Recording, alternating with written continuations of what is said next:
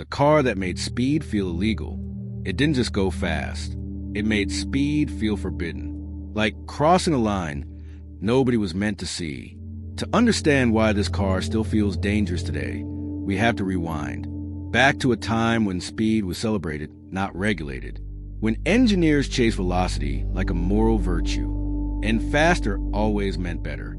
Decades ago, the world believed speed was progress. Higher numbers meant smarter minds and stronger nations. Racing victories sold road cars, and road cars sold dreams. Manufacturers competed not just on comfort or reliability. They competed on how close a driver could feel to chaos. Every new model promised sharper edges, louder engines, less restraint. Then one car arrived that broke the unspoken agreement. It didn't simply raise the speed limit. It ignored it. On paper, it was just another performance machine. Numbers, curves, horsepower figures. But behind the wheel it felt different. Unsettling, demanding, almost hostile. Drivers described the same sensation again and again. Not excitement, not joy, but fear mixed with exhilaration. At highway speeds, it already felt wrong. At full throttle, it felt criminal, as if the car itself knew it shouldn't exist. This wasn't an accident. It was engineered. The designers wanted the driver involved. Fully awake, fully responsible. Mistakes were not forgiven here.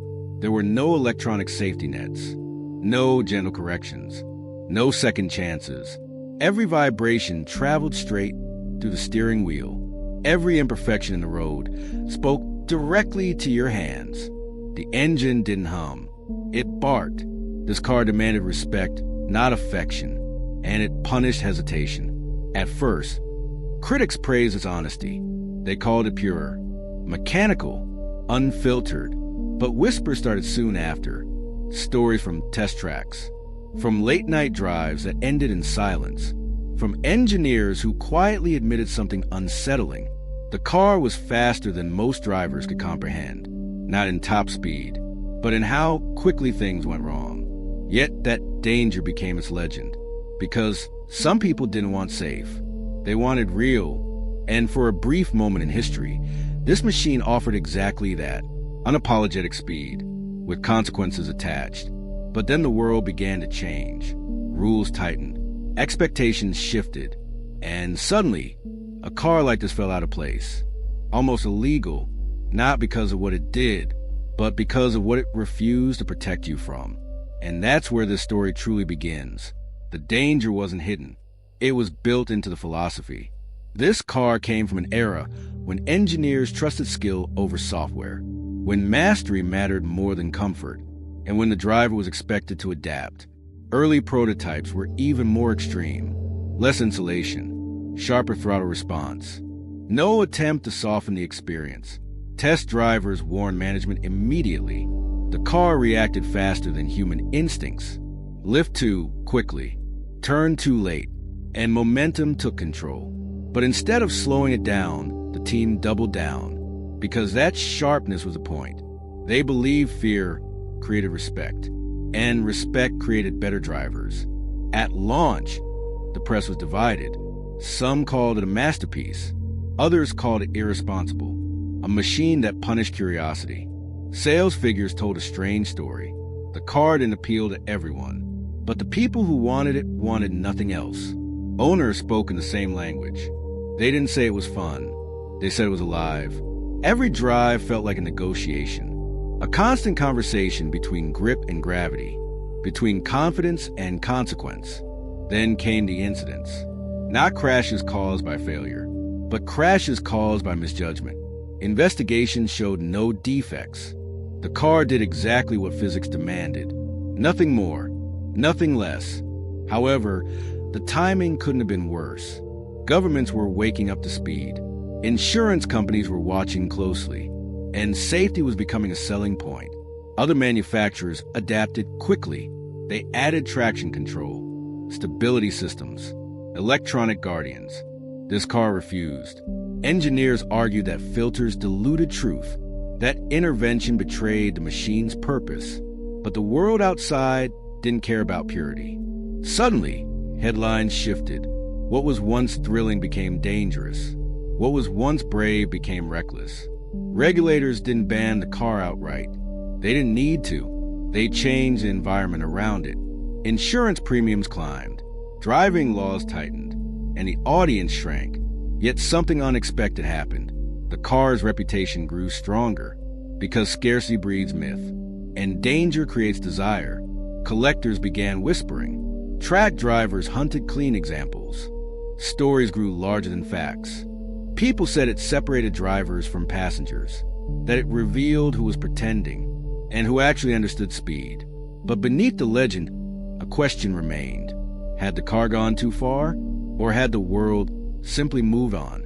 Because what followed would answer that question in a way nobody anticipated. The turning point didn't come from a crash. It came from silence. Production numbers slowed, then stalled, then quietly stopped. No dramatic announcement, no farewell edition, just an absence. Dealers moved on.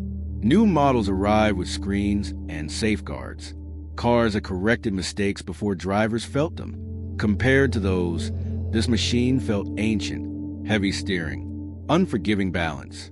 No mercy built in. Yet on track days, it kept returning. Older, rougher, still intimidating. Drivers who mastered it spoke differently afterward. They said modern cars felt numb, predictable, too kind. This car had taught them something uncomfortable, that speed is not power. Control is. But the learning curve was brutal. There was no gradual progress, only sharp lessons. Pushed too hard, and the rear stepped out instantly, lift at the wrong moment, and weight shifted violently. Every input mattered. Every mistake echoed. It didn't care who you were. Experience bought respect, not immunity. Engineers later admitted something quietly. The car was never meant for the masses. It was a statement, a final expression of an older belief, that machines should demand growth from humans, not protect them from themselves. But the market disagreed. Buyers wanted confidence. They wanted reassurance. So the industry chose a different path. Software replaced instinct. Algorithms replaced feel. And overnight, cars became faster than ever. Yet, somehow less frightening. This machine stood frozen in time. Too raw for the present. Too honest for regulation. As years passed, stories sharpened. Accidents were retold with added drama. Successes became legend. The car transformed from product to symbol, a line in the sand, before and after, before assistance, after intervention. And with that shift came an uncomfortable realization. The car hadn't changed. We had. What once felt like freedom now felt like risk. What once felt thrilling now felt irresponsible. But there was one final truth hiding beneath the myth. A truth only revealed when the right driver sat inside. Because in the right hands, the car was not evil. It was precise. And precision is terrifying when you're not ready. That realization would define its legacy forever. The moment always arrived the same way. A long straight, a deep breath, and a decision. Commit fully or don't commit at all. There was no halfway here. No safety margin, waiting quietly in the background. Just grip, balance, and judgment colliding at speed. Drivers who hesitated blamed the car. Drivers who understood it blamed themselves. And that difference changed everything. Because this machine never promised protection. It promised honesty. An unfiltered conversation between human and physics. That's why it feels illegal today. Not because it breaks laws, but because it breaks modern expectations. We now expect machines to save us, to correct us, to soften consequences. This car refuses. It reminds us that speed was never meant to be comfortable, that control must be earned, and that responsibility cannot be automated. Its legacy isn't horsepower figures or lap times. It's the moment the industry chose a different future. A future where cars became faster, safer, and smarter, but also quieter in the way they speak to us. This machine stands at the edge of that transition, a final warning and a final invitation. Not everyone should drive it, but everyone should understand what it represents. Because when machines stop demanding respect, we forget how dangerous speed truly is. Subscribe to join the journey. The car